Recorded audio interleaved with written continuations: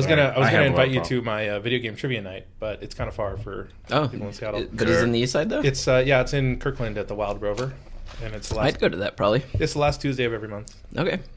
Yeah. We're also going to go to Pizza Hut soon because they have a sit-down one, and I have been waiting to go to a sit-down. Like you go and you wait to be seated? No, I mean like you Not sit down anymore. at a table. Not since like 1988. But yeah, it's totally an interior. They got like the buffet thing. Not just go and pick up your shit and leave. No, yeah. And I remember like when I was a kid, that was that was fancy dinner. Yeah. You know what I mean? I was like, we're gonna go out to Pizza Hut. They had like fancy tables and a candle on it. Yep. I was like, after that time when we went out and we were so disappointed by the Pizza Hut that we went to. This was an old Pizza Hut building that was from like the early 90s. It was the right size to be a sit-down one. We were hungry, we were ready to eat. We're like, there's a Pizza Hut, let's go sit down and eat some food. And we park, and all the windows are blacked out as we're walking around the building.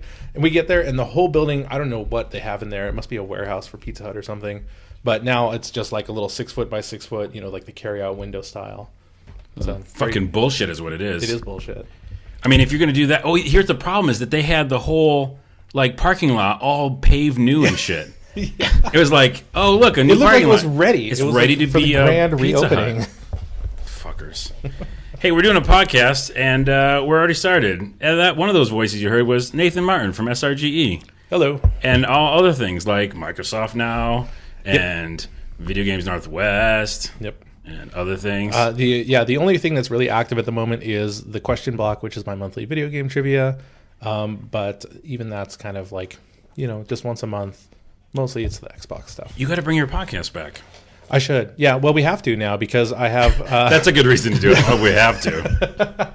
Well, I just mean that last year around this time, we did a New Year's podcast, and Kinsey, Rob, and myself all had New Year's resolutions to play games that we had not done that were kind of on our pile of shame. Mm-hmm. And so Kinsey is doing the Uncharted series. Yep. Rob is doing Knights of the Old Republic, and I am playing through the Mass Effect trilogy. Which is crazy. It's his first time. I've got about 2 weeks left, and I'm halfway through the first game.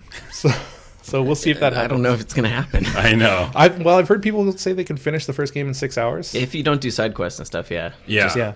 It's just so hard not to. So I can tell you why I'm enjoying it now, which I never have before. Or do you want to introduce the other guest? Oh, the other voice? Yeah. Just a mystery person. He'll remain a mystery until you finish your story. Until he's heard my Mass Effect tale? Yeah. Okay, so I'll tell you then, I have never really enjoyed American-made open-world RPGs. They overwhelm me every time. I just cannot enjoy them. And so this time now, this New Year's resolution thing is coming up. I had to restart Mass Effect because I started in February, and then I played 5 hours and gave up. So now I'm just trying to blow through the game as fast as I can. I'm converting everything to Omnigel. I'm ignoring all the side quests. I'm just going through whatever I can as fast as I can, and I'm loving it. Yeah? Yeah. Now that I'm ignoring all these side missions and not caring about the fact that this Paragon Choice closed off this side mission to me. Yeah. I don't give a shit about any of that stuff, and now I think the game is great. Well, it's because you're playing it not like RPG style, right? You're playing it like, let's just mission to mission let's story. Just get through it. Let's just hear the next story. And hear the story, yeah. So, all right, well, the mystery voice is Anthony Gallegos. Hi. Hey, finally. I think we've been trying to do it for a little bit. It's true. Several months.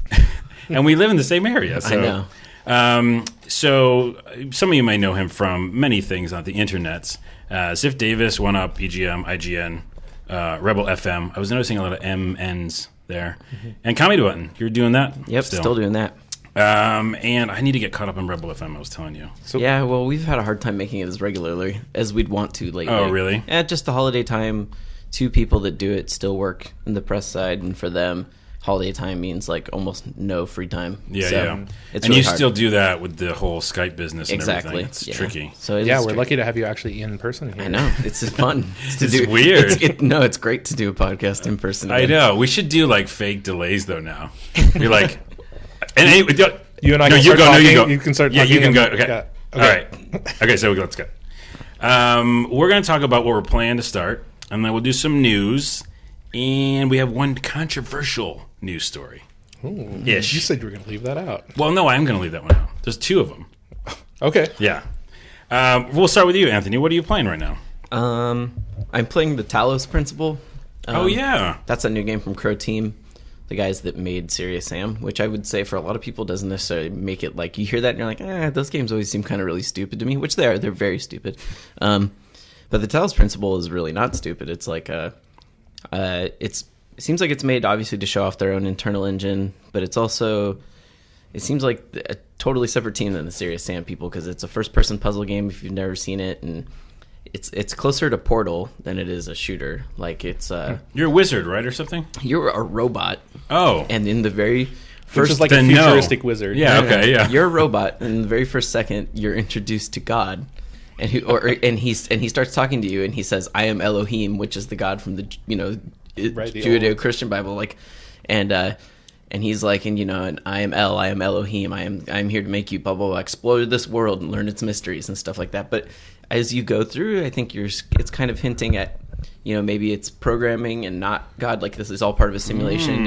And so you find these terminals and you can enter in all kinds of commands in between the puzzles as you progress and sort of read about the experiments that were going on maybe centuries before you've been awoken. That's awesome. Yeah. And the puzzles themselves are like very simple.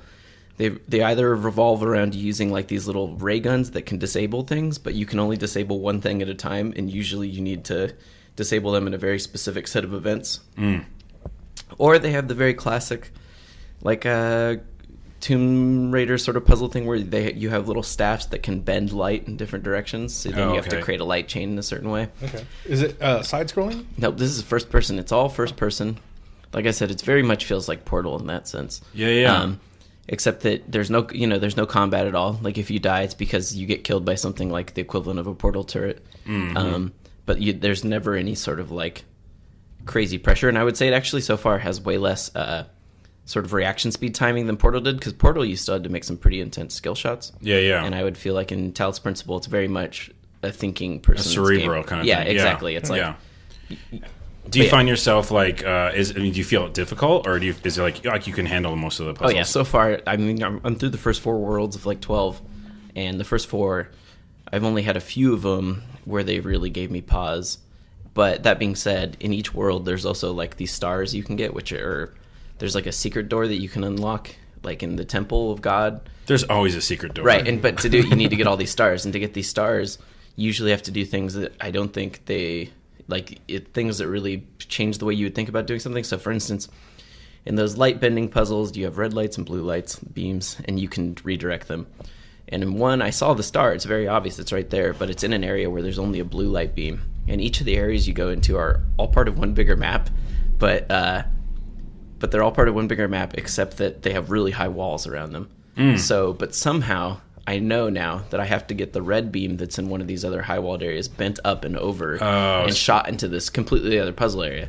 And it's really easy because you normally think of them being completely devoid of each other. Like you're almost in separate worlds. But this one's challenging me to think, how can I, get this one? And think outside the box. I like that's that. Cool. I like that design element where you see something in the corner, like the box or the beam of light, and you're like, there's no reason for that to be there, so it must factor into the puzzle. Yeah. Exactly. So... That's a really cool game that I've been I was anxiously kind of awaiting that one for a long time because I had read a lot about it and how it was supposed to be this really cerebral game. It is a little heavy-handed with its philosophy stuff a lot of times. Well, I'm actually interested in the story part of it. That seems cool. Meeting a weird-ass god kind of thing. Yeah. Does it keep doing the story bit? Does it give you more cutscenes or things like that? It's more like when I entered one world, all of a sudden, thunder and lightning came in, and God said, "Watch my power," and made it go away. And then, he has to prove that he's God. But then, a second later, a computer voice comes over the speakers that goes memory cleared or something like that. So it's it's all bullshit. Yeah. Okay. So it's it's smoke and mirrors. It's very clear that there's some sort of Wizard of Oz business going on. That's pretty cool, man. And how did you hear about that? Was it just reading gaming blogs, or this was one of those games that I had seen at various trade shows, like at PAX this last year. It was upstairs in the indie area, and it was just it's part of Devolver Digital, that publisher. They tend to publish a lot of really cool games that I like Broforce and stuff like that. Oh yeah, Broforce is good. Whenever Devolver kind of announces something, I tend to try and check out what they're doing, because they have that, and they have Hotline Miami 2 and stuff like that. So they have a pretty good lineup. So to me, it just seemed like a really interesting game. You know, like I said, like you don't have to worry about like freaking out time wise or like panicking. It's like so slow. I just take my time with it and just sit. That's like my relax game right now. Yeah. We all need those too, because like, and puzzle games are great for that. You know, you're just like, I'm just gonna take some time. What was that Hitman game? Remember? They're great until you get stuck. Yeah. What was that Hitman? The iOS Hitman game? Go. Yeah. I was like, that's kind of that same thing. I'm like, this feels good. Yeah. I'm just gonna use this for a little while. And is that on Steam? It is out on Steam. Yeah. Okay. I don't know if it's ever coming to consoles. I would say that's probably a TBD based on how it does. Yeah. You know. What else are you playing besides that, which sounds awesome? I've been playing that, and then I've been playing Tales from the Borderlands. Oh, yeah. I don't know. I was curious about because it seemed like such a weird thing for Telltale to do a game of. But I do like Telltale's other games. And the bigger thing I was curious about is I was playing with my girlfriend, and she likes Telltale's games, but she also knows The Walking Dead. She knows Fables. You know, she knew these other properties. So I was like, I don't know if she's going to get into Borderlands in the same way. Right. And but sure enough, like, man, the writing and stuff that they had in it, really quite excellent. Nails that sort of Borderlands vibe.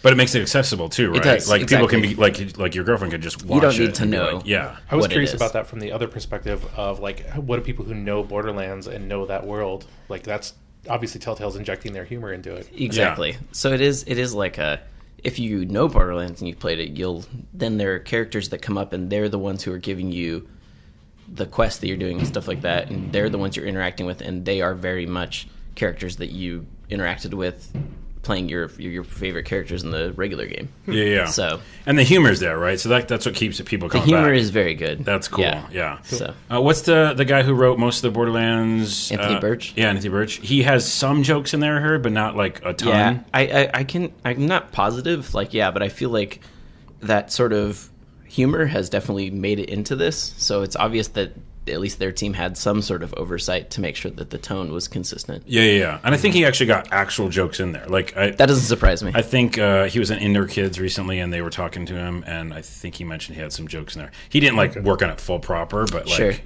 But he had input. Yeah. So I'm jazzed about that. I'm only Dragon Age right now, so I'm kind of stuck in that world. But that's definitely on my list. So the next one. What are you playing besides Mass Effect there, Nathan? Well, aside from Mass Effect, I just barely got into the reboot of GTA 5, or not the reboot, the update. Well, the update, the first-person view, so you can see you killing all the ladies. Do you play first person? I do not. Okay. I haven't played through the original GTA 5, but I did borrow it from a friend, and then to get the upgrade bonuses. A lot of the upgrade items and stuff were locked behind people who had played the original 360 or PS3 version. And so I felt... I didn't know that. Yeah, it's weird. Like a lot of it gets unlocked as soon as you finish the prologue mission, and then you transfer your save over through the Rockstar Social Club. It's nice because it's cross-platform. I did the PS3 version, and then I upgraded to the Xbox One version, and I got all of it through the Social Club. So that was really cool. Yeah, I like it a lot. It's a lot of fun. I don't think there's anything that I can really say that hasn't already been said a million times about GTA. Aside from the fact that this is the first GTA game that I'm planning on finishing, which is also not unique. You're gonna have to go through some torture scenes. That's a spoiler. No, I'm okay with that. All right. I mean, you have to torture someone. You know that, right? I'm okay with that. Oh, wow. You were like really okay with that. Almost too okay with that. Yeah. My whole thing in Danny O'Dwyer. Oh, gee, sorry. I did the cardinal sin. I hit the desk.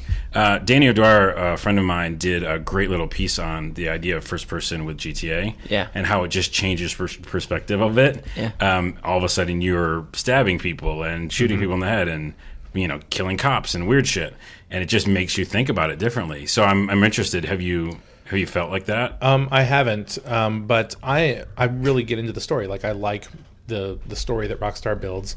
My fiance does not. Like, she will not watch me play the game because she's just like, I don't like any of these characters. I think they're all horrible people. So you're not playing the game much then? Yeah. You're like just every once in a while. I'm trying to when I can. Yeah. The other game that I've been playing at home is Forza Horizon 2.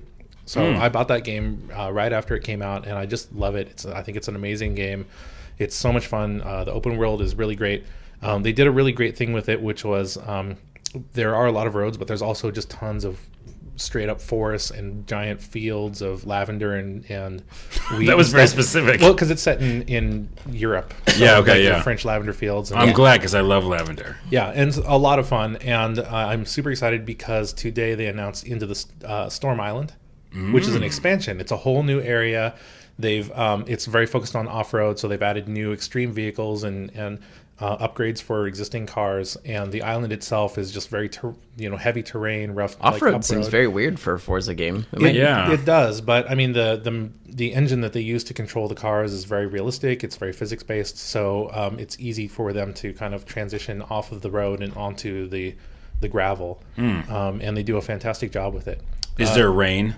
Storm Island is. I mean, it's a storm island. There's like full typhoon. Like nice. Yeah, they added technology to make the trees bend in the wind. That's awesome. Here's what I want, though. I want Storm Island to be driving along, and then there's some crazy storm comes and like lifts my car up a bit. You know, like actually like fucking affects like my car. There are wind effects in this game. Oh. Yeah, it's having to like steer into wind. Yeah. Which we've all had to do like in real life. When you take a jump, your car like gets bowed over a little bit because of the wind effects. I like this. Yeah. Storm Island. So I am really looking forward to that. That's a great name too. If there's a volcano on the island, I don't know if you can actually. Oh my goodness, if that happens. There's uphill climbs, which I think is cool. One of my favorite mini games of all time is in Excite Bike 64. They have an uphill climb, and it's literally you just in the game with the in-game physics trying to climb up a muddy hill. Excite Bike 64 is like one of the best. Excite Bike? That's in that game?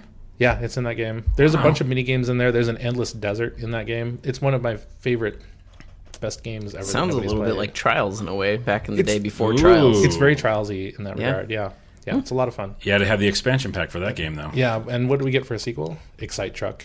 Oh. Yeah. Wait, that was a game? That was a game. Yeah. Excite Truck? I'm not surprised you never heard of it. I haven't. Was it for GameCube? It was a Wii game. It uses the Wiimote, so you steer holding the Wiimote in Mario Kart style. Oh, I do remember this. Yeah. Wasn't it kind of extreme or something? It was very much extreme. Yeah. I don't know why they changed, because I mean motorcycles are fun for a reason. Like there's a very unique control mechanic there, and trucks do not have that. And that's why Trials was so popular. People like that mechanic. So. Yeah. So is that all you're playing? There's one other thing that I've been playing. God knows why I'm still playing it, but desert golfing. Oh, I got you into that, didn't I? You got me into that. I don't even know what desert golfing is. It's an iOS game. It's one of the simplest games you can possibly imagine. Is it side-scrolling? It's just a golf game. It's a 2D game. Okay, it's like I like Super Stickman Golf a lot. That's like one of my favorites. Okay. I'll let him do it, and then I'll say some. So this is a 2D game. Imagine Scorched Earth. Did you ever play that? Scorched Earth is one of my favorite games of all time. Okay, so imagine Scorched Earth, but instead of fighting an enemy, you're launching a ball at a hole. Mm-hmm. That's basically it. And there's no person though. You have no putter guy. Yeah, you drag for the trajectory, Angry Bird style, and it's a lot of fun. The mechanic or the physics are good. The interesting thing about the game is that there is no reset. There's no menu. It's literally once you start the game, you're in the game. You can never reset. So whatever your score is, as far as you go, that's your score. Yeah, you can't replay a hole. Nope. And a lot of people like who didn't know about the game before they bought it, they didn't know that, then you just like fuck up a hole like 70 strokes or something. Yeah. And you're like, that's my score forever. But so we talked about it in the podcast before, but just briefly, the fun thing about it was at some point later on, I mean hundreds of holes later, you get a leaderboard kind of thing show up. Like all of a sudden a little box pops up and it says, you can tweet your score. And you're like, why the fuck would I do that? That wasn't even part of the beginning of this game. I haven't seen that. You will see that. Spoiler. But I'm on level 2500. No, you're not in 2500. Yes, I'm on level 2500 or whole 2500. No, that can't be right because it pops up around 4 or 5. I can tell Maybe you missed it. I can tell you all the things I've seen. I have seen a rock. I have seen a cactus. I have seen a hole. Yep. I've seen a cloud. Yep. And I have seen water. Water. You missed it. I think you missed it. How could I have missed that? Basically, what he's saying is that after this like little leaderboard shows up, and you're like, oh, I see that I'm playing this game with everybody. Every once in a while, and when I say every once in a while, like hundreds of levels later, you see one different thing. Like, oh, there's a rock there. Or a cactus. Yep. And I thought it'd be cool if he kept ramping that up, like fucking just going with it. And at some point, I feel like the physics changed a bit too. So I was watching for that, and then it was like 400 levels later, another one thing. So I got frustrated because I loved its premise and its concept of like you think you know what this game is, but you don't. but then it just didn't change enough for me because basically all of it's an algorithm. It's like procedurally generated. Right. So he didn't like go and program all these levels. So, man, fuck that game now. I like it. I think it's fun. It's kind of like it is fun to play though. It's the equivalent of popping bubble wrap. Yeah. Right. It's just something to do. It's quick and easy. You can play it for like 2 seconds and move on. I still would recommend. It's like $1, right? Of course, play it. It's gonna be fun. Okay. If you like golf, it's fun, and the physics are good For sure. All you had to say was Scorched Earth. You're like the only other person I've ever heard talk about that game too. Really? Yeah, Oh, man, I love I that played game. the crap out of that when I was a little bit. We have a Scorched Earth connection. Anthony, did you anything else you're playing, like iOS stuff that's not like? Not really. It's actually been. I mean, and then I've been playing a lot of Dota, but that's not surprising That happens to anyone. Yeah. Yeah. I've heard you. Do you like that game? I do like that game somewhat. Wait, just somewhat. I like League of Legends technically, I think a little bit better, but not because I think that they're very different. I play them for different reasons, but the main reason I play Dota is because all my friends do. Yeah. So therefore, if I want to play with people I know, I play Dota. Yeah. They both sound like an abusive relationship to me. Like I would like to play them, but I don't play them for the same reason I play WoW. Like, Yeah. I mean, that's why I said you only play with your friends, because you play with your friends, it's going to be okay. Yeah, You play with people you don't know, and it is an abusive relationship. Well, that's a great segue because I've been playing Dragon Age Inquisition one player, but there is a multiplayer element to that game, and I decided to try it because they kept inviting me into multiplayer with like, you can get this gold chest of stuff if you just play multiplayer, which sounds like a desperate plea. Totally. So I did do that because they said it was free gold. I'm not a multiplayer guy, just generally don't do it unless, of course, it's a group of my friends and I want to do something specific. Right. NBA 2K, something like that. But in general, I'm not like, I don't want, FMQ 3000 asshole or whatever. So I picked like level 1 through 5. You can do like, what level are you? You get a new hero, so it's not your guy, you're from the game. And so I made a new hero, made a dwarf soldier. Oh, yes, no? Are we doing drinks? I'm okay. Thank you. Okay. I got a dwarf soldier, warrior guy, went in. I picked level, 1 through 5. I'm level 1. I just started. Immediately, the 4 guys that are with me are like level 1,000,000. So obviously broken balancing. And they just kind of took care of most of the bad guys for me. I felt like I killed a couple people. But at some point, the enemies just got tougher. Right. And then I just started dying. And they're like, oh, we got to pick up this sorry sack of bones. Right. Too many times. So you just became carrying. They were just carrying. They were carrying my dead weight, yeah. So then the game ended because we made it to like 4 out of 5 in the campaign. Like the 4th level, Carlos is an asshole and he's like on the ground again. So it wasn't, I guess it wasn't a bad experience because they weren't dicks and there was no chat in it. So I didn't have to hear anybody doing racial slurs or anything. It was just like they helped me get up when I needed to and we fought monsters and it felt like Dragon Age. Yeah, it doesn't seem that exciting, particularly, from what I've heard. But it does seem like it keeps in line with, the executive. Was it Peter Moore? Or was it the guy before Peter Moore? Someone that said that there will never be another EA game that doesn't have multiplayer. Like that was something they said like 5 years ago. Well, there that you no go. matter what, they will always have multiplayer because they've seen studies that show that it makes you less likely to trade it in after you finished a campaign. Because you have something that there's something that is around. Persistent there that you could play. Yeah. So. I hate that, but okay. That's DLC's primary role too. Yeah. Keep you from trading it in. Well, actually, no, I won't go into that because when the servers were down, I was trying to play Dragon Age and it said, no, you can't. And I was like, oh, but I own that game. They're like, no, but we can't access it. Yeah. So in general, I guess my burp is that I think multiplayer is okay. It works. They obviously have balancing issues. I don't think it makes sense right now. I just started as a level 1 character and went in with like super strong dudes, and that made it a little less fun.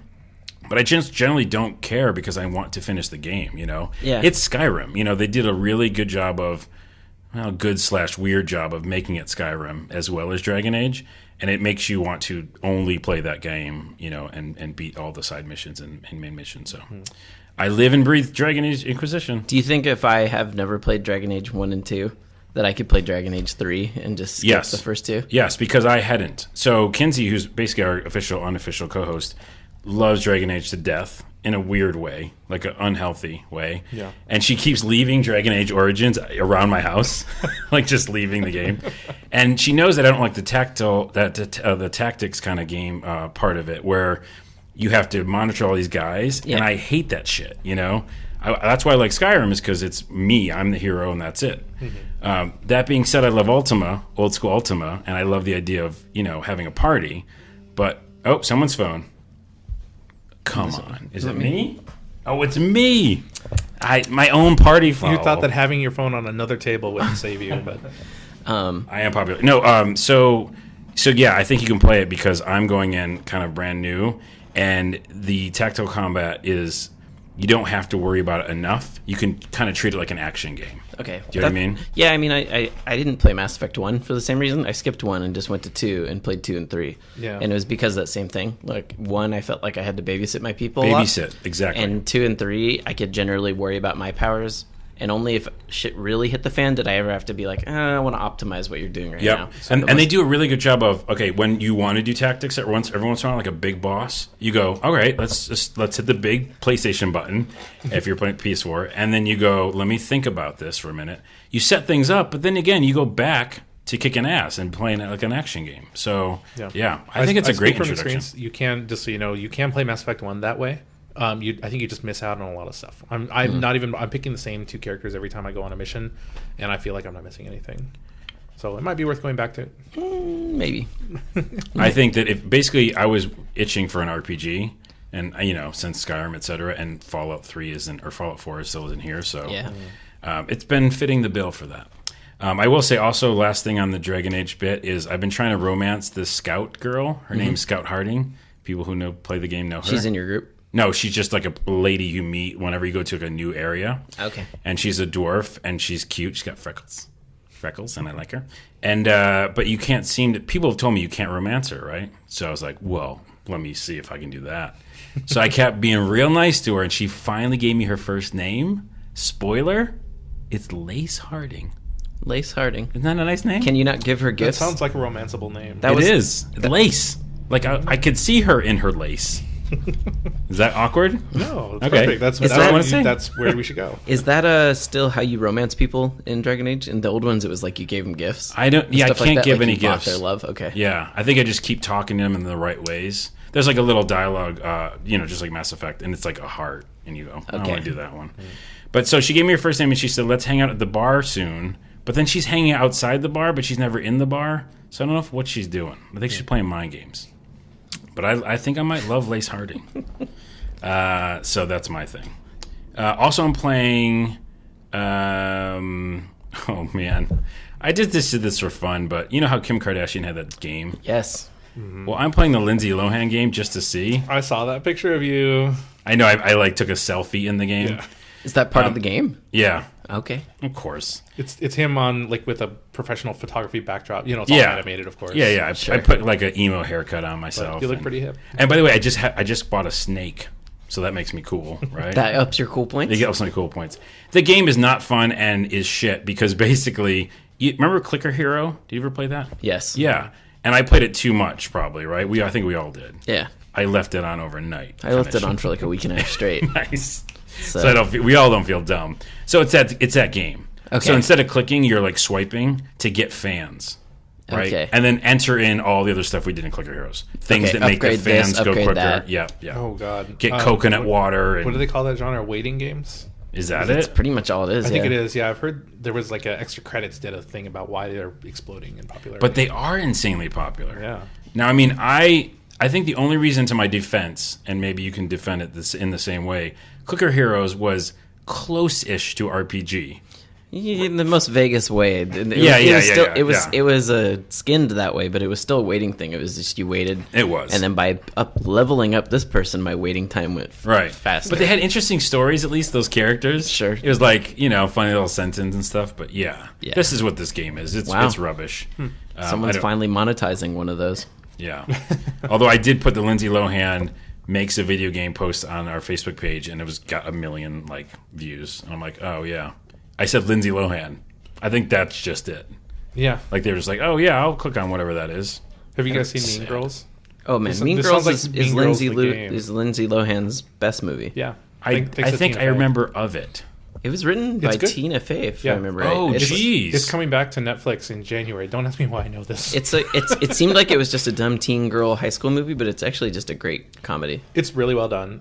Yeah. I mean, compared to like Date Movie and Scary Movie and all the other shitty teen bopper movies, Yeah. this is really good. It is. It's great. But the ironic thing is that Lindsay Lohan plays like the smart, normal girl who's fighting against these like Oh, the plasticky popular high school stuff. girls Yeah, yeah, called yeah. the Plastics, and now Yeah. this is like the And now her game is. is about being that whatever. I don't know. I apologize for bringing it up on the podcast. No, it's fine.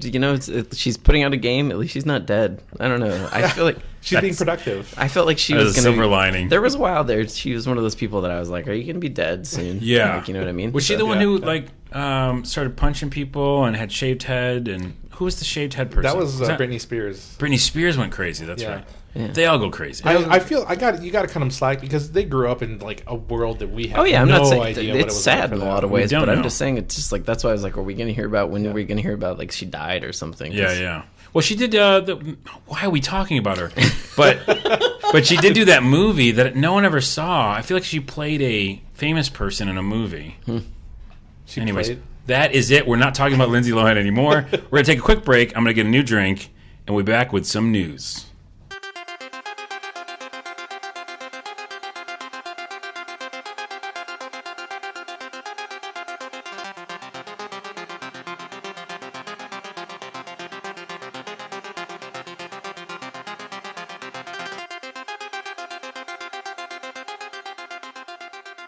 Hey, we're back, and we're going to do the news now. News.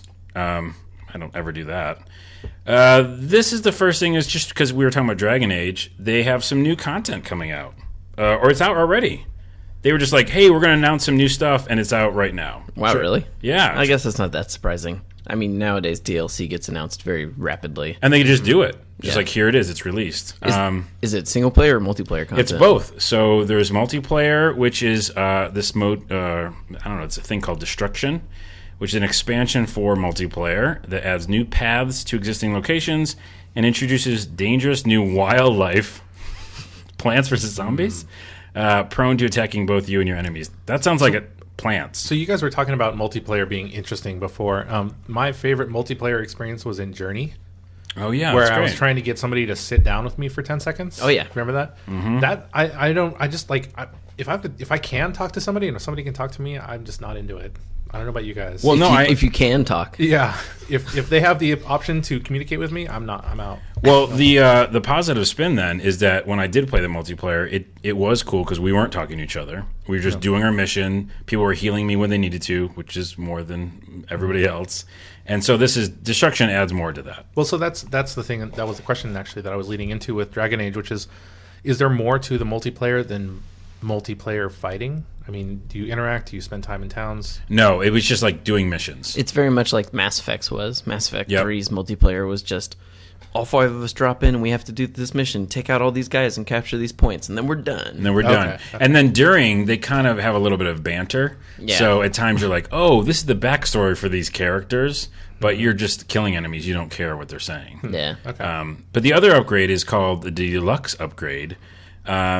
I guess other people have already got it. If you get the Standard Edition, this is now available, which is $10. And it includes things like Inquisition gear, a Skyhold throne, Red Heart Hala mount. I don't care for those horses. Bog Unicorn mount. That's actually, is it a unicorn you can ride? Deluxe edition multiplayer chest and a digital copy of the game's soundtrack. Meh. Meh is what I say too. Yeah. You can get it out there. It's free anyways. The soundtrack. Well, okay, this is the last thing I'll talk about Dragon Age then. This is interesting if you want it. Those are available right now. But the thing is, and we talked about this last podcast, is that some of the stuff in Dragon Age feels like the monetization stuff that's happening in games.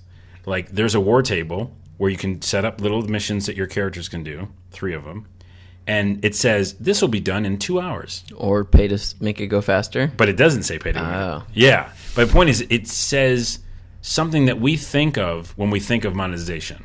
Yeah. You know, oh, this is done in 45 minutes. Well, why?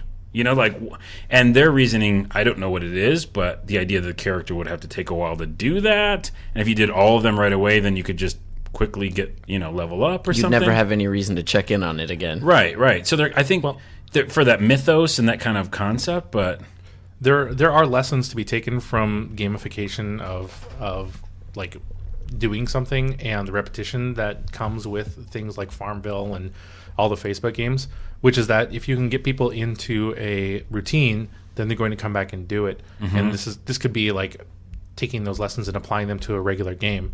And just like we were talking, was this before during the podcast? We were talking about how a lot of the things that exist now exist to keep you from selling the game back to GameStop. Right? Oh, right, like the multiplayer stuff. Yeah. Right. This is just this feels like a natural extension of that. Maybe you're not monetizing it, but you are, in a sense, preventing loss. Yeah. It just feels like the upgrade stuff, the stuff that you can buy, that $10 thing. Feels like monetization items, right? Like, a new chair. I mean, come on. I bought this game. I paid $60 fucking. Mm-hmm. I kind of feel that way with Forza Horizon and cars. It never made really sense to me that you have 240 plus cars in the game that you can get for free, but you can pay $250 for this one car. That just feels way off. Oh, really? Me. Is that's a thing? Cars are additional like cars are $2, and then you can get a car pass, which is $6 or $5 for 6 cars, or you can get a season pass, which is all of them. Yeah, I feel like I'm getting nickel and dimed everywhere. Yeah, that's why I'm excited about the Storm Island thing. You get 6 cars, which I don't really care about, but you get this whole other area for $20, and it feels very like the value is there for me. $20 though. Yeah, it's still a little pricey. It's a fair bit. But it better be a big storm. I had a hard time telling the size of the island compared to the rest of the game, but if you have that opportunity, if there's new ramps and new like roads and stuff, it feels worth it to me. All right. Well, that's the thing. Get the Dragon Age Inquisition content if you want it. The next story is Flappy Bird beats out ISIS, Ferguson, and Frozen. I don't know why they threw that in there. As one of the Google's most searched terms ever this year. So this is interesting to me. It beat out Destiny, Titanfall, Mario Kart 8 as well. Flappy Bird, not a good game. Obviously, the creator it's totally free. Totally free. But the creator came out and said like it was just an experiment. He was just trying it. He didn't even care about that fame or whatever. What does this mean? I just think it means that you can't predict what goes viral. Everyone always says like, "Oh, make something viral" and stuff, and you just can't predict it. It's completely unpredictable. I think it speaks more to the type of people that do search terms than it does to the immensity of the searches being made. Because I mean, think about all the game journalists. Like, it was a huge deal with people who spend their lives or their livelihood is based on the internet talking about Flappy Birds. But ISIS is not really like. Nobody's making money doing Google searches for ISIS, but you can keep your website going by searching for Flappy Birds and all the news items that went along with that. But that's ISIS. But we're talking about it beat out Destiny. The Let It Go. That's shocking to me. Or Frozen stuff. Yeah, that's pretty crazy to me. Were you just singing the song? Yeah, Let It Go. The song. That's how tone deaf I am. Let It Go. Yeah. I think sometimes people also people like to read about success stories in a way too, and I feel like that's why Flappy Bird might have gotten so much more attention, because Destiny, you looked up because you're like, what's this Destiny game? I want to play it. And people were like, Flappy Bird, I just want to read about it because I want to find out how much money this person made. Or something like that. Like, they have to be rich out of their minds now and stuff like that. Like amazed at the wonderment of it all. Exactly. It might also speak to the moving away from the internet, as in the World Wide Web, and shifting towards specific apps or communities, because Frozen, I wager, if you compared the searches on Google versus the searches on YouTube, Frozen would probably take that away. Yeah, and not only that, but I bet you Frozen, most people don't search Frozen. They probably search Let It Go. Let It Go. Like that. I know, you just sang it. Yeah. I mean, that is synonymous with Frozen, though. Yeah. It's just interesting. You should check it out. There's an article on Polygon. I'll put the link in. But just the whole concept, like you were saying, of like what people are searching for, it's just really interesting to me. Yeah. There's actually an article in, I think, The Stranger or something, Seattle local paper, and it was about, this is really interesting. This is definitely a tangent, but when people search for 18 on Google, it's like ladies, right? It's porn. Yeah. And at some point, Bing, the guys over in the Microsoft research part, were like, no, fuck that. It should be 18, the number 18, bitches. And they changed it. Like, they changed your algorithm. But it was interesting to see this article. I don't think it's on the internet, but it's in our paper here. And the idea of, like, what that meant. Like, when you search for Russian, what's the thing that came up most? Yeah. And that shows, like, what That it's like a mirror to us. It's like a cultural It's almost mirror. like a form of censorship if they changed it. It is, but it's also just interesting and fascinating to see what we as humans are saying when we say, Russian or whatever, 18. Yeah.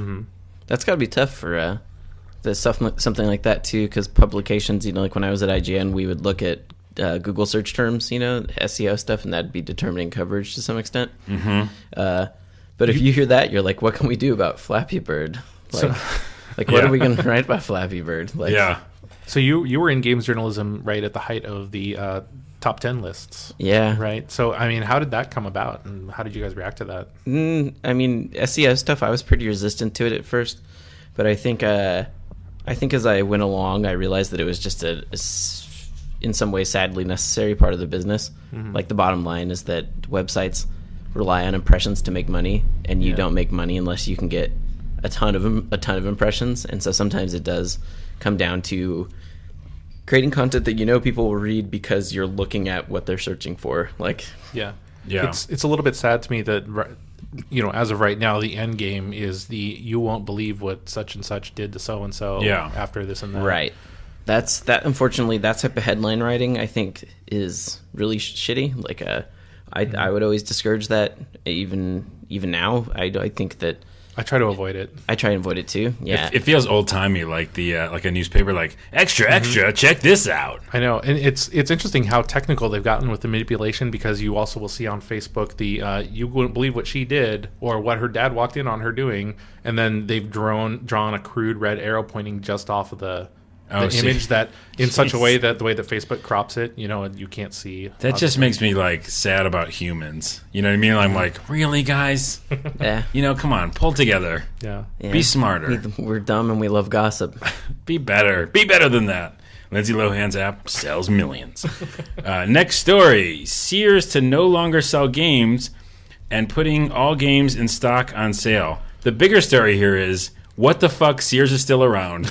I knew Sears was still around, but I didn't know they still sold games. Like, I haven't seen games being Isn't sold there a in Sears. Tumblr of a guy who goes into Sears stores and like takes pictures of how sad it is? That it's No, Sears? but now I want to watch it. Yeah, Or maybe he is. Look it I up. wanna I'm see. sure there is. That being said, when I was growing up, before Babbage's and all the pre-GameStop man. things, Sears was the place where I bought all my video games. I wish- back in They the day. had the best World of Nintendo displays. Exactly. You would that's, walk in That's there. where I first tried Virtual Boy. Like, Yeah. Even before that, because I'm older than y'all's, I definitely was into. Basically, we had just like the Toys R Us catalog. We had a Sears catalog. oh yeah, right. No, We Sears, remember that. Sears yeah. catalog was my every year Christmas. Yeah. going through that over and over again, page by page, Marking, and you're Exactly. like, I hope she gets this one, or So, Carlos, you and I are pretty close to the same age. I don't know if you remember this, but Toys R Us used to have all of their games and consoles locked behind plexiglass Yep, with and this white, Yep. and it looked very futuristic. And you'd go there and there was like the Coleco Atom with the printer next to it, and then the Commodore 64. Yeah, I know, I'm dating myself now.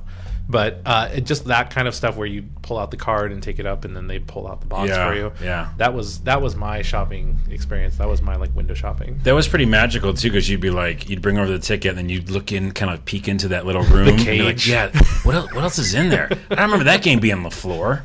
Like, what did they just get those in? Yeah.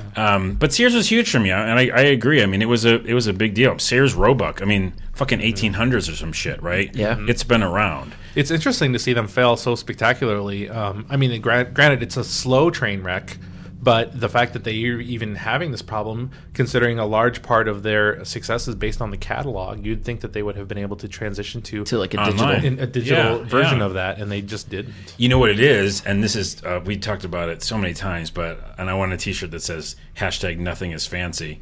Because you go to a company, you think that there's people in place to do all this shit, and then you get there and there's like, oh wait, that old guy doesn't want to do it, Yeah. and there's nobody else that's going to have that forthright to see it. So Yeah, I'm surprised. I don't know if we talked on the podcast about where I work or what I do now, but I am surprised at how few people run certain aspects of Microsoft. right, yeah, And I'm sure this is true at Sony. It was true at Nintendo when I worked there. You have one person, and you think when you look at a giant, like a forum or something like that, you think, oh, well, they must have people searching for keywords for this thing so they can follow it and understand it. And they really don't. Yeah. It takes somebody to have the initiative to go and find this trend that's occurring. And then that's the small potatoes. The uphill battle is convincing the rest of the company with that the information. Yeah. and there's people who are they want ROI. They want this is what I care about. Yeah. Why should I care about what your little Amazon in particular is a very data-driven company. So it's interesting to me that they've bought Twitch, and now they've bought, what was the other company that they just bought? Not sure. Good game. The esports, right? The Twitch based esports competition thing. And they've got their game company that they bought, Reflexive Entertainment, which had a video games portal, which I'm sure is in preparation for Fire HD, and they've been hiring developers constantly. Oh yeah, they've grown their studios a lot. Mm-hmm. So it's really interesting to me to see what they come up with. The TV stuff that they've done is sort of a prototype for that, and they've had hits and misses, but like a lot of really good, successful companies and even personalities, the bad stuff slides off their back and the good stuff remains. The best example being the pilot series for Zombieland, which was terrible. Yeah. They did. But now they've got Transparent, and that's all anybody talks about.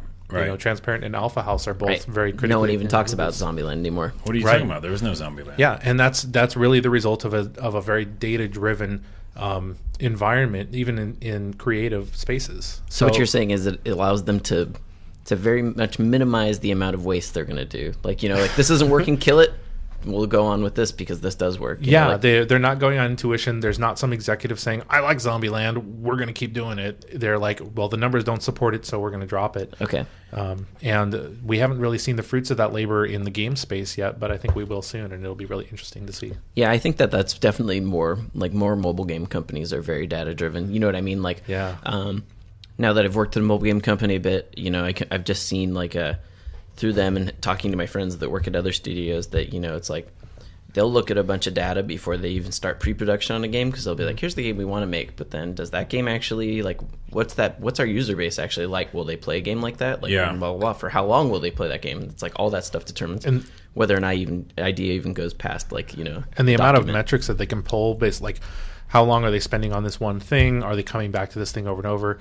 It informs their customer service aspects and the design. Like, this is poor design because people are stopping here, right. Or it informs what is the interesting part of it, which goes hand in hand with the monetization stuff. So and I currently work at Big Fish now, and so we're exploring a lot of this stuff, and I think that we're trying to be both sides of that, right? We still want to be creative, we still want to be fun and make new shit, and then we also want to look at the numbers. So I feel like it's a hard thing to balance. Yeah, I mean, you look at the numbers because as much as you want to be creative, it's no point making something creative that no one's going to play. Right, and we all have to have jobs. Although Big Fish is in a good shape right now. So. It's really scary to me that companies are so focused on this data-driven stuff, because yes, it does lead to better things, but you also don't get this one person creating one thing that appeals to a few people that also happens to be a masterpiece. Right, yeah.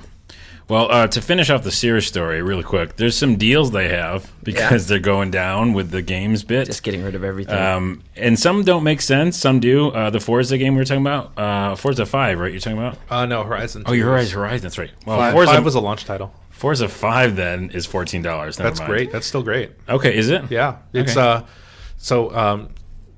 coattails to this. Microsoft is having their 21 days of Christmas, whatever. Oh yeah, the holidays, and they've got some pretty deep cuts on their prices too. But Forza 5 for $14.24, yeah, is still a great price. Here's one that's not so good: Sherlock Holmes: Crimes and Punishment, $51.88. How weird! It's such a weird, specific number too. It must be because it's how can we make at least $1 off of what we paid for? Yeah, it's all based on somebody was a friend of the guy who published Sherlock Holmes, and they bought it for $50. But I'll tell you right now, the 88 cents, that's a common thing in retail. Have you heard of this, Anthony? No, but now I'm wondering because I see it at Walmart and stuff all the time. Yeah, because Dynasty Warriors 8, 51.88 again. 88 cents means that it will not be discounted any further for no reason. No matter what. Who the fuck made that up? There's it's like an internal thing to help people on the floor understand the pricing models and why they exist. So a manager might come over and say, "Oh, it's $51.88. I'm sorry, ma'am, we can't discount this anymore." Weird. It's like a like a code or something. But they'll see $49.97 and oh, this was busted and got returned, and now that is so weird. Yeah. Behind the scenes. If you look it up, you'll find that's it. Interesting. But that's what that's all about. They also have Knack for $9.49. I mean, that's kind of a price interesting appropriate. Yeah. It can be $7.88 though. It could be, and then it wouldn't go any lower. Mario Kart 8 for $34. I don't know. You look it up. I put the link in there. Yeah, I kind of want to go check that out. Yep. Sears, rest in peace. All right, next story is that the game Hatred, which I generally don't want to talk about on the podcast because I don't care for it, but it was added to Steam Greenlight, not Steam proper, but Steam Greenlight, and then immediately removed by Steam. And Hatred people, which is by the name of Destructive Creations, had a response to that, and I can read that now. I'd be curious what the reason Valve gave was. Well, I'll give you that as well. Okay. They said, based on what we've seen, it says what we see. Based on what we've see on Greenlight, that's not right English, we would not publish Hatred on Steam. As such, we'll be taking it down. Seems like they got to work on their English. Also, I have been drinking. So they just didn't give any reason. They said, we're not going to publish it. Maybe Greenlight is an automated process. Well, no, Greenlight's that kind of indie stuff that you put up and hope that it gets. But maybe it hits a threshold and then. It's interesting to me though because. Go on, finish the story. Okay, so the last part of it is that Destructive Creations issued a statement after that, and they said, "Dear Hatred fans," which I guess there are some. It was a typo. They accidentally put an R in there. There's a lot of typos. As you know, today we've launched our Steam Greenlight campaign for Hatred. Unfortunately, after a couple of hours, Steam shut it down, giving the below as reason behind their decision. Oh, here's the full reason. We wanted you guys to know that based on what we see on Greenlight, we would not publish Hatred on Steam. That's the same thing. And as such, we'll be taking it down. This is the same statement.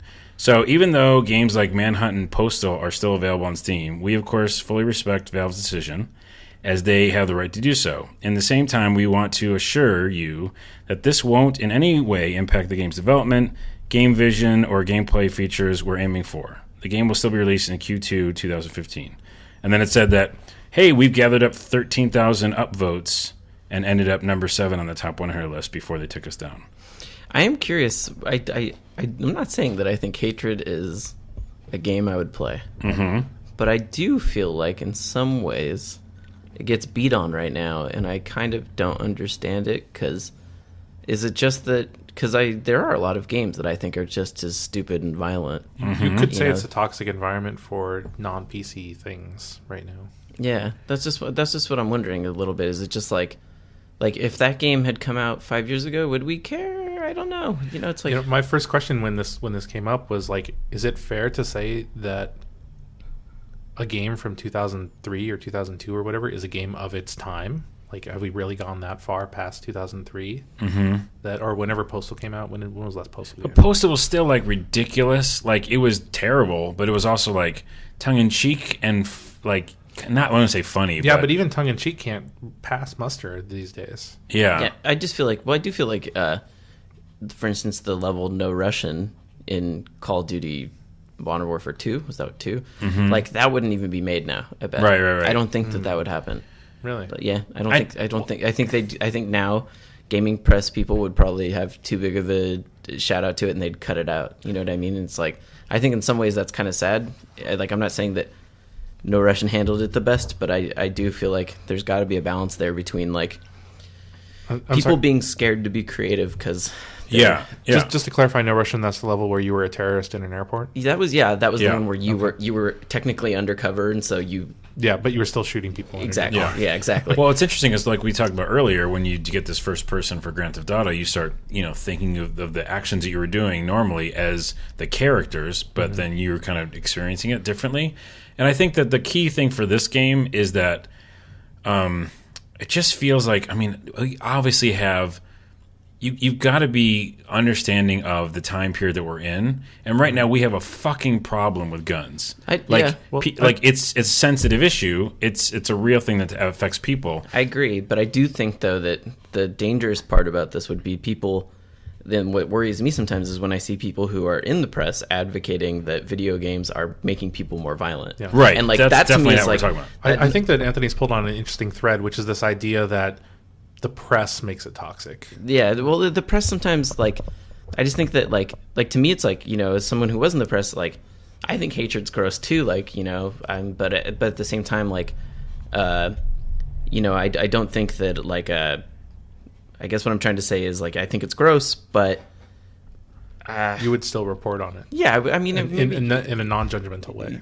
Or like if I needed to give my opinion about it, I would. But I feel like I just don't want people to take it so far as to insinuate that games are now making people violent. Like that's my biggest fear. Is I feel like people are heading that way sometimes, and it's like these are the very things that we defended against, like all those nutter lawyers back in the day, and the senators and stuff like that in Washington and California and stuff. It's like Tipper Gore, all these people that were like these things make you violent. Like, dude, I've played and shot so many people in the face in the game. I've ripped out people's eyes in God of War, and like I can tell you the time I saw Drive-By, it shook me up for hours. Like, like none of that stuff like just rolls off my back. Like clearly I don't think it's made me more inclined to violence. But I feel like in some ways we're almost pushing ourselves towards like culturally that way of thinking. Like, oh, these things are going to make us more violent. Therefore, like, because it's like nowadays if a game ever comes out that has no violence whatsoever, people are praising it because they're like, oh, look at this great game because it has no violence. And it's like, okay, cool. Like I get that. That's interesting that it has no violence, but... Well, that speaks to Rockstar's stance. I forget who it was, if it was the CEO or maybe it was the head of PR there.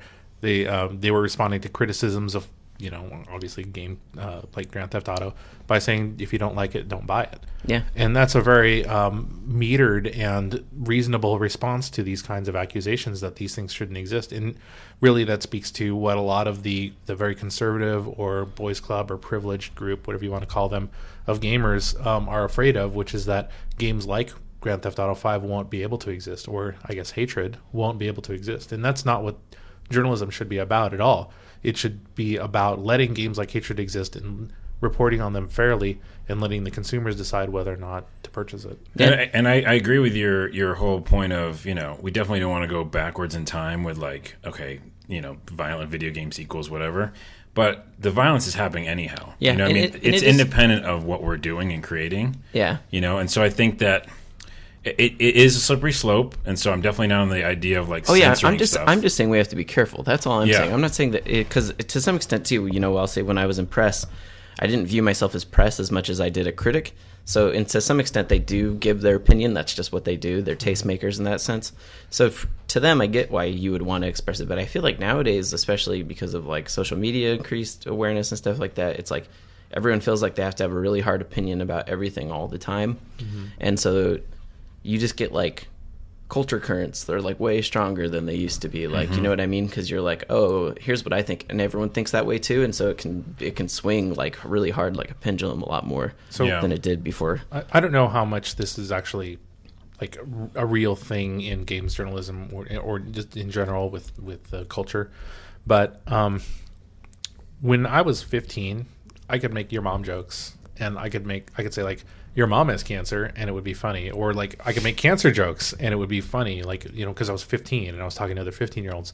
But the older you get, like people's moms start dying, like people's moms have issues, like cancer becomes a real thing that you or your friends or your uncle or cousin has, and all of a sudden those issues stop being funny. And it's like, yeah, it's part of that progression of life and time and maturing as a person. But I don't know if there's an analogy between the industry maturing and like those kinds of immature humor and immature perspectives are starting to go away. Like, I don't know if that's because of the same type of progression of the industry as a whole, or if it's just like a culture thing, and happens to be where we are. To me, I'm just I'm down for people to be tastemakers. I'm down for people to say it. I'm down for us. This is like, if this was the early 20th century, I'd be down for us to regulate alcohol, but I don't think we need to ban it entirely because it's not a good idea. So, well, actually, to end that, and the kind of a good segue into that is that the last statement they said, destructive creations team. At the end of the day, you gamers would judge if we were able to do a game that's simply fun to play. Again, I'm highly skeptical if that is something that I want to do, but that's what they said. So. All right, well, interesting comments on that. I'm sure you have comments, so leave them in the Facebook or whatever website. And we'll go back to that at some point. Hatred. It's a thing, and it got taken off Steam, so it's still a thing probably. Microsoft Flight Simulator is coming back. What? 10 is going to be on Steam. That's Oh my God. I think that's kind of a mea culpa in a way, because the last Flight Simulator they did, that was like the free to play one that you could. That doesn't count. That was like supposed to be like their return to form, but they like simplified it. Like they made it to where you could play with a mouse and a keyboard really easy. And It's not supposed to be simple. Exactly. It's supposed to be complicated as shit. And I remember playing this. Well, Dovetail's doing it, which they did the train simulator games, which is kind of interesting. And I have a fascination with some of these simulator games, the ones that are like really in depth and crazy. Yeah. What's that truck one? It's called the one where you just drive through mud. Mud and stuff. Yeah. Yeah, I can't remember the name of it. It's so called ridiculous. Spin Tires or something like that. Yeah, it's so silly, but you still seem like wanting to play it. Like I do, at least. So, anyways, it's coming out from Dovetail, and I believe in them. So, yeah. Anyways, I just wanted to say that Microsoft Flight Simulator. That's interesting. I remember, like back in the day, the graphics were total shit, and still loving it. But it didn't matter. No, it didn't, because it was just about whether or not you could successfully land. Yeah, Like that's I control. remember when Google Earth came out with the flight version. Like it gave you plane controls in Google Earth, and you could fly over. Really? Yeah. Man. I don't know if it's still in there or not. Oh, yes it is. Yes, it? my friend. Yeah, because my friend still plays it all the time. You just maybe think It's of a game or something in Google. Well, I mean, it's a game in that you fly, like you can control like pitch and yaw and stuff, but you're flying over the Google Earth maps. Yeah. Cool. I feel like they won. Like, how much better can you get? Yeah. You got the whole Earth. Next story is China. We mentioned this. We didn't mention it last podcast. I was supposed to, but China's finally getting the PlayStation and Xbox. Mostly Xbox. Are they getting PlayStation 2 though? PlayStation 4? I haven't heard anything official. I think so. But anyways, the Xbox One is now $80 cheaper in China. Yeah. So this is an interesting thing. I don't know how much I can say about. Oh wait, you're Microsoft. I keep forgetting. But it was very very big news internally that we were going to support China, and we were going to get into that space. In my opinion, it's a very smart move because China is a huge economy, more so than India, which Xbox is already in India. And granted, there's a lot more people there, but China, I think maybe has more a money. little bit more affluent. Yeah. Yeah. But that's counterbalanced by the fact that they're used to paying $2 to $3 for a game because piracy is so rampant there. I mean, Or no money. even now, you could go there and you can buy a 360 console. Pretty much every Xbox 360 console that's sold there is, unlocked or modded to play those games because it's not a market that Xbox is in anyways. So all the games are like $2 or $3, and now here Microsoft is coming in, saying, "Here's our official console. We're going to support your country. We're going to have Xbox Live, so you can actually play the games, but they're the equivalent of $60, which is, what is that? That's tough. 15, 20 times more than you're used to paying. Yeah. I don't know how it's going to work. I think it's a Maybe bold move on Microsoft's free-to-play part. games is what they're banking on. Like maybe some big free-to-play game. They haven't announced anything. They haven't yet, but I feel like that's going to be a big part of both of these consoles. Right. It's like you introduced a platform, and then you get them playing on that, and then you can have them play those games. Honestly, like I know I work for Microsoft, so this is going to sound a little bit shilly, but I really do think that Microsoft is doing the right thing by taking the blow. I mean, they're opening up a lot of potential doors for piracy in the Xbox One, and they're taking that hit to introduce the country to an official channel for playing games. And that's going to build the path to other consoles like the PlayStation 4 to get in there in an official capacity and really build that market. And from a business standpoint, that could lead to huge things for them. I think it makes sense. I mean, like if you're already having it like bootlegged, why don't just go in and be like, hey, here's the alternative. Here's the real thing. The real thing, and you can get it, And so, that's why they have to make it cheaper, though. And really, the Xbox is one of the first consoles that is capable of being able to offer that differentiation because Live is so good about identifying consoles that are pirated or games that are pirated. You can't play a pirated Xbox 360 game even on Live because your console will get banned. Right. So now they're having this opportunity to actually play live multiplayer. So there is actual value in an official version. Yeah, where there didn't used to be. I think the PS4 is already out over there. I think it says it's coming. I'm trying to research right now. With just 1 month to go before Sony releases PlayStation 4 in China. That's why they So they cheaper. snuck in. You sneaky little bastards. And made the price cut. But it'd be interesting to see how that turns out. Because, it's a bazillion people. Mm-hmm. That is revenue. That's extra revenue. Yeah, I'd be curious to see, like, in China, even though they are, increasingly industrialized and stuff, I'd be curious to know what type of TV like metrics they have there. Like your home has a TV in it. I mean, I imagine it's probably pretty common now, but I'm not sure. Well, I mean, we always hear about Hong Kong and Shanghai and the big profit centers, but yeah, who knows what it's really like. Last couple of things real quick and then we're done. Just the fact that Divinity Original Sin is coming out to major retailers this holiday. That's a thing. It's a great game. It's super cool that it's getting more distribution, so that's awesome. If you haven't played the game, play that fucking game, especially if you like RPGs. And then there's a game called entire.spacebar.org. It is messed up, and basically it's a continual... You know how when you you keep zooming into a picture? Yeah. It's a platformer, so you're playing it while it keeps zooming in. And so then the thing that you think is your character is actually like the whole screen. Huh. And the whole screen goes away, and then that's your character. And it's like, it makes you lose your mind. So go check it out, entire.spacebar.org. It's ridiculous. Cool. All right. Yeah. That's it. That's going to be it. Anthony, thanks for stopping by. That was great. It was fun. Where can people see you? Obviously, the Rebel FM, which is, hold on, let me get it. Eat-sleep-game. Yep, and then if you go to comedybutton.com, that's the other podcast I do. Not about video games. It's comedy. So, you guys have fun. It's good you stuff. do it with Max, right? We just get on there and talk about nothing. That's what we do. Is now a good time to talk about my Rebel FM story? Oh, it is? Yeah. Well, I just said Rebel FM. I know. All right. So I know you, Anthony, from the 1-Up days and Games for Windows Live and all that fun stuff. But when you started doing Rebel FM, one of my favorite things about it was the dating advice. Yeah. Oh, no. I know. That's the thing, is we were doing dating advice way before these other dating advice shows. Yeah. Wait, there's like follow-up dating advice shows now? Oh, well, yeah. There's tons of them. There's tons. Okay. But Rebel FM is the original, and it started with like EGM, right? And yeah.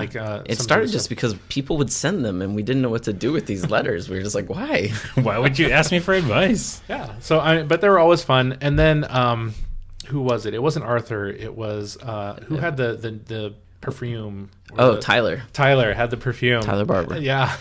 He talked about this perfume, and for 40 episodes or something, he would always talk about Namat Amber White. Yes, that's what it's called. But he wouldn't tell anybody. It's a secret scent until the PAX. It was a PAX panel. Prime, probably like 2008. Yeah, or PAX 2009. Prime 2008, and you guys had the Rebel FM team had stuck samples of Amber Nemat underneath certain chairs. Oh my goodness, that's awesome. Yeah, and I think it's a testament to the fans of Rebel FM. Because when I was there was a guy, he kind of we were in line and he kind of cut me off, and I was like a little pissed off of it, and then I gave him the dirty look, and he kind of blew me off. And I was like, okay, whatever.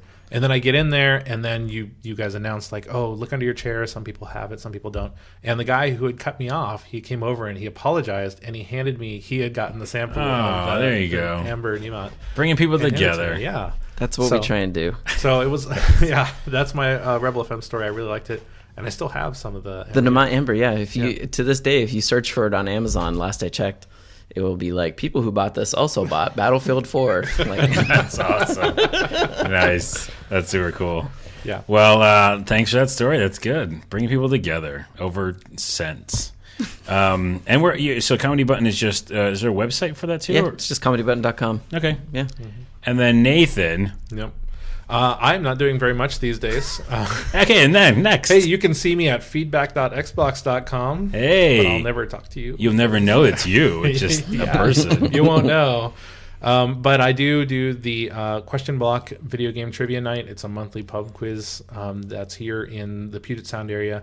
It's the last Tuesday of every month at the Wild Rover in Kirkland, which has an awesome tap list. Fuck yeah. And I need to go very soon. Yeah. I'm an asshole for you not haven't going. been. I know. Disappointed. I'm the biggest asshole. We're in our third season now, our third year, and it's going pretty well. Well, we have actually a lot of local listeners, so check it out if you're in Seattle. I'm definitely down for that. Yeah. Well, I'll go to the next one. All right. Yeah. Wait, when is it? It's this month. It's December 30th. Okay. Yeah. So I can do that. Pretty easy. Yeah. Fucking yeah. A lot of people have time off. So right. Check it out. And then, of course, the Seattle Retro Gaming Expo, which we don't have anything to announce for this year, but, keep an eye out. Yeah, that's coming soon. Also, we're going to do a Video Game Break live show at some point next year, so just be on the lookout for that. I'm on Twitter, ONAWA. You're on Twitter. At Another Fluke. You're on Twitter. At Chuff Money. And at Video Game Break is also the Twitter. Facebook.com/VideoGameBreak. VideoGameBreak.net. We don't have .com. I think it's like $3,000 or something. Fuck that. Fuck that shit. We like own that .net. .net it, bitch. Also, if you want to write for us, you can. Just go to the Join tab on VideoGameBreak.net, and you can write for us, and that's it. I think that's it. Have fun, drink, be merry. It's the holiday season. Yep. I don't think this is a holiday episode, but either way, Be have good fun. to one Happy another. holidays anyways. All right. Bye-bye.